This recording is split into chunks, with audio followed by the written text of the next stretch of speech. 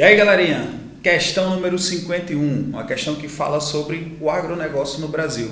Habilidade 17, territorialização da produção no espaço. Quando a gente fala do espaço, a gente está falando de atividades econômicas que são desenvolvidas, produção de energia, atividade agrícola, atividade industrial, atividade comercial. É justamente a habilidade abordada nessa questão. Perceba que nós temos um texto 1, onde nós temos um gráfico que mostra a participação na produção de alimentos no nosso país. Você tem a produção familiar e a produção não familiar. Nós temos algumas culturas, como é o caso da mandioca, do feijão, do leite, que são predominantemente produzidas pela agricultura familiar. Mas aí você vai lá embaixo e visualiza milho, arroz e bovinos, que já tem uma produção mais comercial. E aí é só lembrar, a produção familiar, abastecimento interno, a produção patronal voltada para o mercado externo. Ou para o mercado interno, mas aí a gente já está falando da agroindústria que produz numa escala bem maior. Não necessariamente produção de alimentos, mas produção de insumos para uma série de outras indústrias, como indústria farmacêutica, como indústria de combustível, ok? E por aí vai. O texto 2, olha o que aquele texto está falando. Dados do último censo do agropecuário no Brasil, ou seja, falando das atividades agrícolas.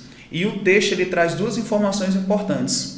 No primeiro momento, ele afirma que 84% dos estabelecimentos rurais no Brasil são de atividade familiar. Então, a gente está falando de pequenas propriedades de terra. E lá no final, ele afirma, esses agricultores ocupam 1/4 da terra agrícola. Olha aí, crianças, você tem mais estabelecimentos ocupando uma área bem menor. Isso configura o quê? Em primeiro lugar, de acordo com o gráfico, no texto 1, você observa que você tem produtos da produção familiar e outros para produção comercial. E no texto 2 você verifica que tem mais estabelecimentos familiares, porém eles ocupam 1/4 parte do território brasileiro. E aí o que a questão aborda? A notícia e o gráfico demonstram que o Brasil é um país que o processo histórico de formação do seu espaço rural em comparação com a estrutura atual. Vamos lá, quando a gente fala do processo de formação da atividade agrícola no nosso país, a gente verifica que se deu de forma desigual, com grandes latifúndios, monocultores, com produção voltada para o mercado internacional.